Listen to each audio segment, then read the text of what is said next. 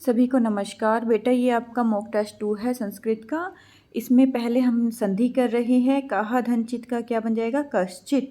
ठीक है, संधि में आपको बताया हुआ है पीछे अगर चा या छा है तो उसमें क्या आ जाता है? शा आ जाता है। कौन सा शा आ जाता है? ये वाला शा आ जाता है बेटा। तालवा जो शा है ये आता है। ठीक है, तालवे जो शा है वो यूज होता है अगर हमारे पास सेकंड जो शब्द है उसमें पीछे चा या छा हो, जैसे निश्चल, कश्चित। ठीक है, तो ये बात ध्यान रखना मेरा बेटा। इसके बाद नेक्स्ट है आपका सा व्याघ्र जगात भयात पुनः मुक्ता अभवत। वह दोबारा से व्याघ्र के भय से मुक्त हो गई। तो यहाँ पर हमने क्या करना है? हम प्रथमा का तृतीया और तृतीया का प्रथमा आपने पढ़ा है, तो यहाँ पर जो दा क्या है? तृतीया वर्ण है, उसको हमने प्रथम वर्ण में चेंज कर दिया। तो ये हमने जश्चतु संधि पढ़ी थी, प्रथमा को तृतीया और तृतीया को प्रथमा करना। ओके बेटा। नेक्स्ट है, इसमें भी वयस्तु है, ये भी आपकी सतु संधि है कश्चित की तरह। ठीक है, इसमें क्या होगा? अगर आपको पीछे ता दिखाई देता है तो आप क्या लगाओगे? ये वाला शा लगाओगे, दंतनी सा लगाओगे। ओके बेटा, ये जो शा है आपको दिखाई दे रहा है ना, ये वाला सा, ये आप लगाओगे। जैसे वैशः धन तू आ जाएगा, इसमें जो ये शा है इसका क्या बन जाएगा? विसर्ग हो जाएगा।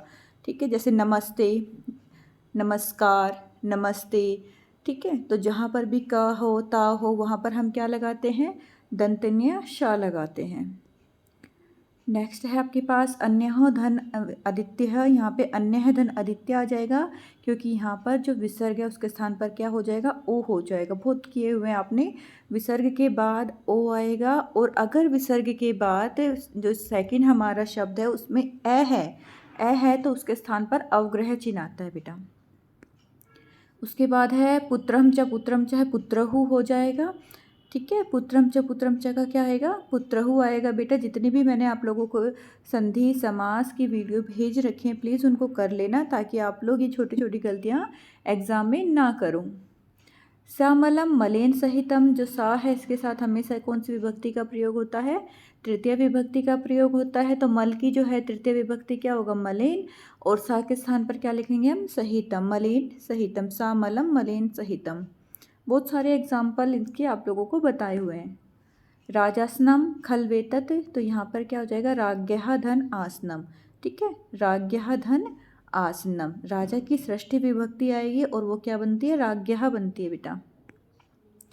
नेक्स्ट है कुसुमा अवलिही। यहाँ पर देखो समीर चलिता। अब इसमें आपको क्या देखना है कि जो वाक्य है उसके अनुसार कौन सी हम लगाएंगे विभक्ति, प्रथमा द्वितीय तृतीय चतुर्थी पंचमी, कौन सी हम विभक्ति लगाएं। तो इसमें ध्यान से देखो, समीर चलिता, समीर जो है हवा है वो चल रही है।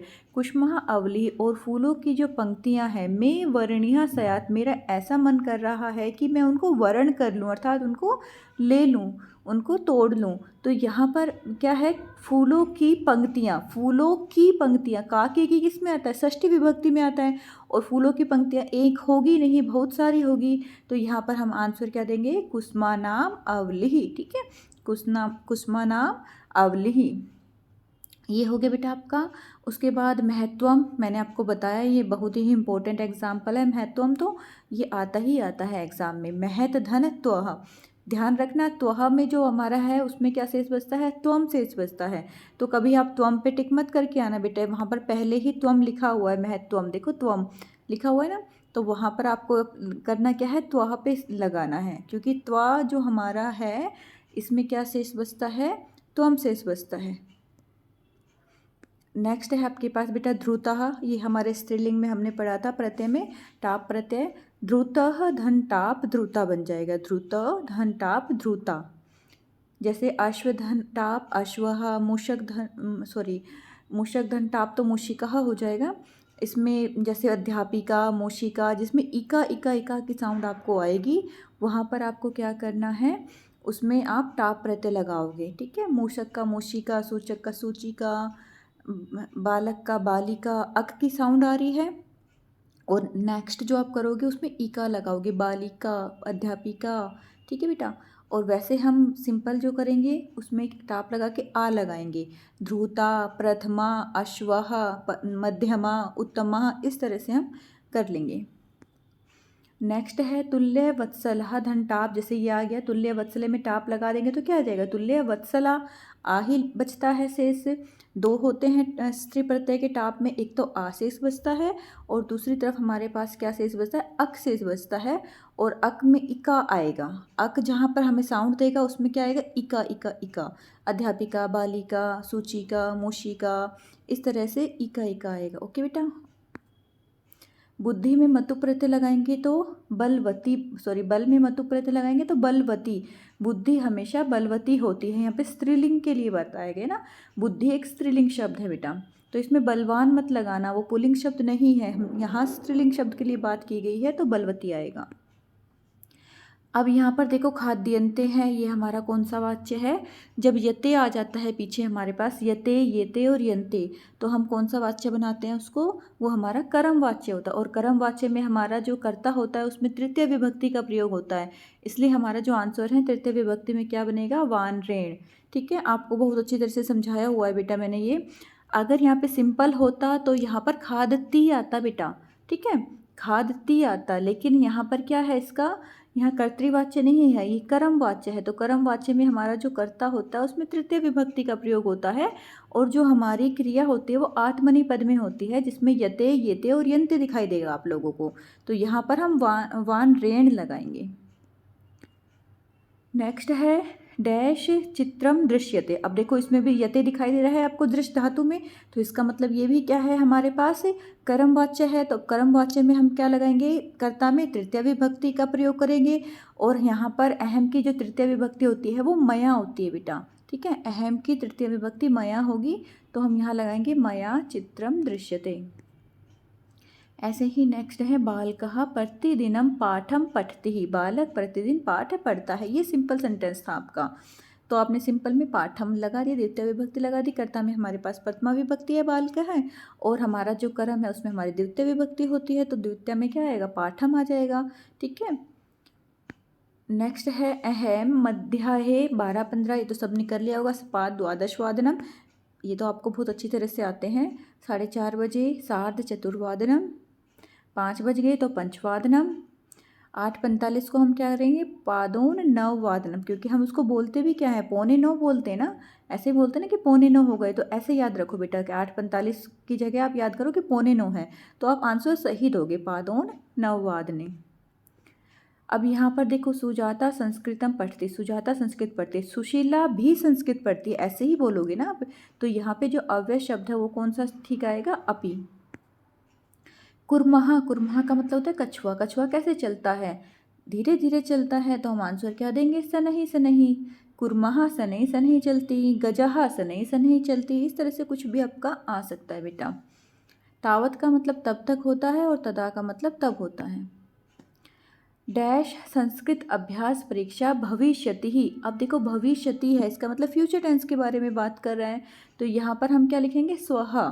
ठीक है, हया का मतलब बीता हुआ कल होता है, स्वहा का मतलब आने वाला कल होता है, और कदा का मतलब कब होता है, और अद्य का मतलब आज होता है, तो यहाँ पर हम क्या लगाएंगे मेरा बेटा, यहाँ पर हम स्वहा लगाएंगे, क्योंकि भविष्यति ही लिखा हुआ, इससे भी आप ले सकते हो, स्वहा संस्कृत परीक्षा भविष्यति ही। ओके, अगर अभवत होता यहाँ पर तो हम हया लगाते, वो हमारा पास्ट होता।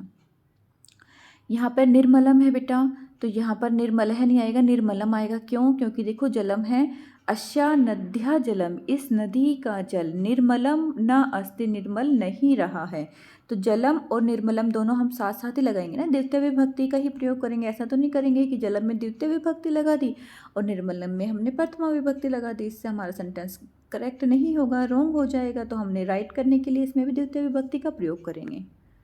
ऐसे ही बेटा यहाँ पर है देखो गच्छसी है, अहम के साथ कभी सी नहीं आता है, हमेशा त्वम के साथ सी आता है, अहम के साथ हमेशा क्या आता है, मी आता है, तो गच्छामी हो जाएगा इसका आंसर। वृक्षाणि ही, वृक्षाणि हरिता संति, अब वृक्षाणि नहीं वृक्षः हरिता संति, वृक्ष हरे होते हैं, बहुत सारे वृक्ष जो हरे होते हैं, ठीक है, वृक्षाणि नहीं होता है बेटा। ओके,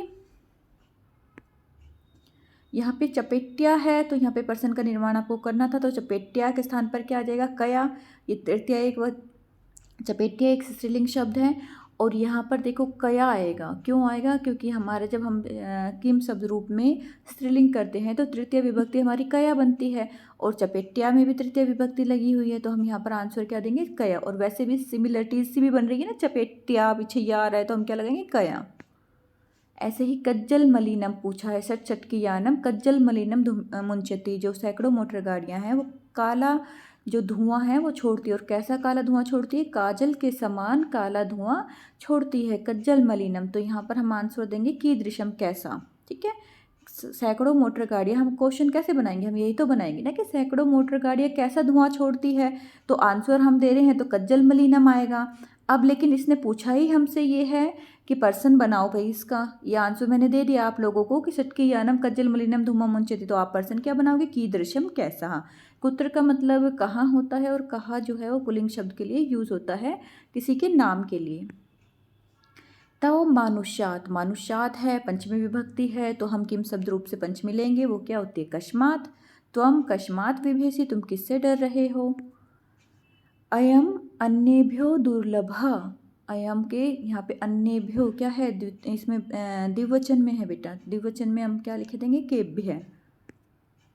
अब प्रकृत्या, यहाँ पर हमने षष्ठी विभक्ति लगाई कश्यः, क्यों? प्रकृत्या क्या है हमारे पास? से स्त्रीलिंग शब्द है, प्रकृति स्त्रीलिंग शब्द है, और उसकी जब षष्ठी विभक्ति प्रकृत्या लिखी हुई है तो हम भी अपनी षष्ठी विभक्ति लगाएंगे कश्या।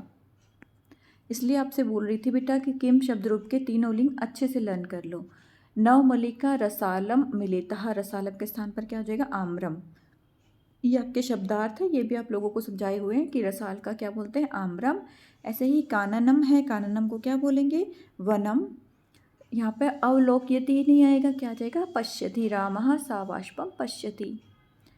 अतुम का मतलब खाना होता है। मया सा आतम पुत्रों, मेरे सामने ही अपने पुत्रों को एक एक सही माम, एक एक करके उसने अतुम खाने के लिए, ठीक है, खादी तुम आ जाएगा यहाँ पे, अतुम के स्थान पर क्या जाएगा? खादी तुम, खाने के लिए। कलह या मानो चपेटिया प्रहंती दृष्टः, लड़ाई करते हुए अपने बच्चों को थप्पड़ मारा मैंने, यह सब कुछ देखा। अब देखो यहाँ पर यन मानुषादपि विवेशी, यहाँ पर क्रिया पूछी है, तो क्रिया क्या हो जाएगा? विवेशी, डरना। और आपका ये भी पहले आया हुआ था, यन मानुदाशपि का संधि विच्छेद भी, तो क्या बनाया था आपने? यन मानुषात प्लस अपीदा के स्थान पर ता आ गया था। ठीक है बेटा। जन्या अहम तस्यः नामधेयम, अतर कर्तृपदम पूछा है कि मैं उनका नाम जानता हूँ, मैं तो मैं हुआ ना करता, तो यहाँ पर अहम आ जाएगा, जाना भी तो हमारी क्रिया होगी, जानता हूँ। तस्य उनका, नामधेयम नाम, तो मैं उनका नाम जानता हूँ। कुछ ने कहा था ना कि मैं अपने पिता का नाम जानता हूँ, तो यहाँ पर अहम इसका क्या आ जाएगा बेटा? कर्ता आ जाएगा, कर्तृपदम। नेक्स्ट है पुत्रस्य है अभ्याधिकः कृपः, तो यहाँ पर न्यूना शब्द का विलोम बताना है। न्यून का मतलब कम होता है और अधिक का मतलब ज़्यादा होता है, ये तो सबको पता है। इसका संधि विच्छेद करेंगे जब क्या करोगे? पुत्रस्यः, पुत्रस्यः अभ्य धन अधिकः। नेक्स्ट है यदि एवं तर्हि मा निज गले बद्वः चल सत्वरम। अब यहाँ पर जो मंदम है इसका विलोम बताना है, तो मंदम का विलोम क्या हो जाएगा? सत्वरम, जल्दी से, शीघ्र से।